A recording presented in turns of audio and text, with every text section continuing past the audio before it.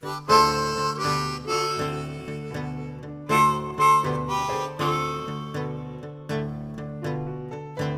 also important to know that each of these immigrant groups have faced discrimination and hardship as they have tried to find their place within America. So that's nothing new either. We seem to be hard on the new guy, no matter which group it is. And which time period in history. So the Catholics, Germans, Chinese, Japanese, even the French Canadians um, have faced some difficulty as they moved into the United States in the 1800s. You'll notice that there are waves including all the way up to today, and I think these are important trends to make sure students understand that immigration is an ongoing yet very historical issue. So for the purposes of what I wanted to give you a mindset for is just highlight the romanticized version of immigration in the United States as it relates to coming across an ocean, most likely into Ellis Island, as we tend to think happened, and to just look at the kinds of sacrifices people did make to come here. Um, Disease was rampant on the ships, lots of death. Um, it was something that people didn't take lightly. It wasn't like they just woke up one day and decided to come to America. It was a huge decision with a lot of sacrifice, and that still is true today. If we were fortunate enough to ride in first or second class to get to the United States, we were able to ride on the upper decks, but that was not necessarily the case for the majority of the people who came to the United States. And you'll notice that if they were coming on those upper decks and very wealthy, they were actually inspected on the ship that they came. That's true today when we travel on the airlines and come over. We're able to fill out our customs paperwork and everything right on the plane.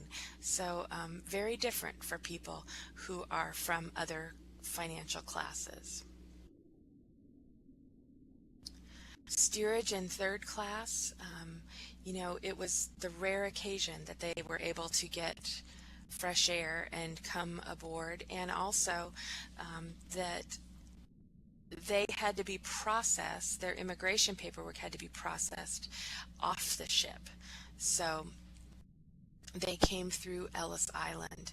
And I included a quote for you from an Ellis Island journal because I wanted to just raise the idea that it's important for us in our search related to our past to look not only for public records and things, but also to look for incredible primary sources like journals and read firsthand accounts of what our ancestors went through. These are the pieces that I think light a fire for kids to really get excited about history and make it meaningful, give it a personal perspective.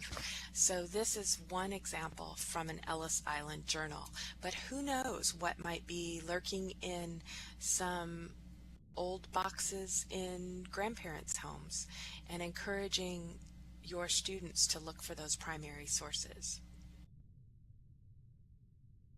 I'm going to skip through a couple of these slides rather quickly because I want to get to some specific items.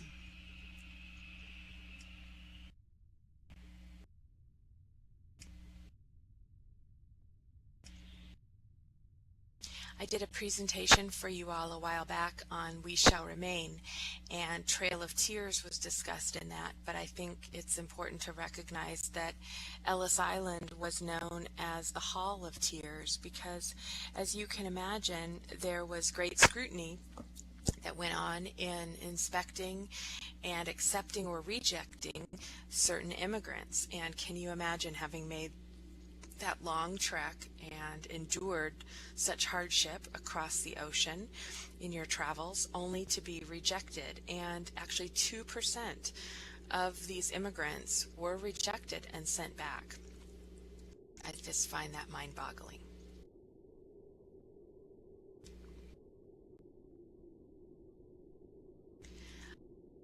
other maps I'll just share with you quickly. Excuse me, one chart with data just shows from the 1790 census to the 1990 census the population growth, but also the difference in ancestry groups that are growing in our country. And it will be very exciting to see what the 2010 census results show us. And I think it's another perfect opportunity to have students analyzing data and interpreting these charts and talking about and maybe making some predictions on what types of ancestry groups are missing from this data and what could be included after the 2010 census.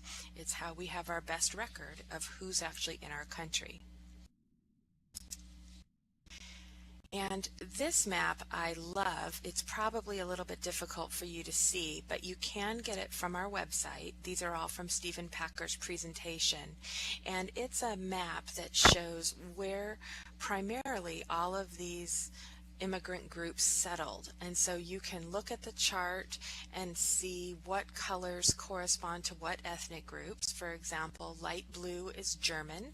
You can see what a huge influence Germany and German ancestors had on our country. You can see that pink is Mexican, and look at where those of Mexican descent tended to settle in our country.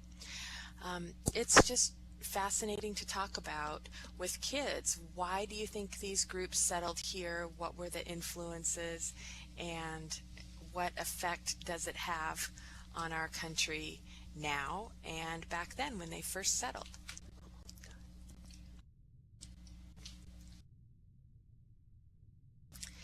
And I had to include this joke from Stephen Packer because my maiden name in particular was one that was probably botched by some of the first government workers who we are oh so hard on. Anita Newhouse, and they interpreted her name as Anita Newhouse.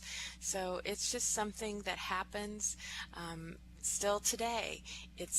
With dialects and with a lot of background noise and confusion. We have communication difficulty, and it changed what our names are and what they became as we came into this new world.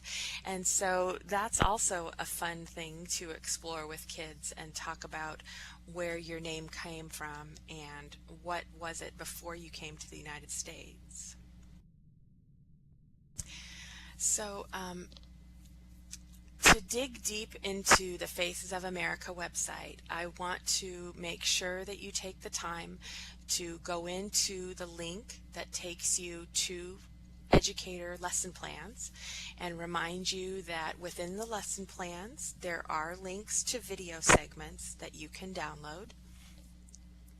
They are specifically correlated to national standards, and because so many of our state standards are tied to those national standards, it's not hard to draw connections there. And like I tell all educator groups, don't be hindered by the fact that these are aligned to certain grade bands.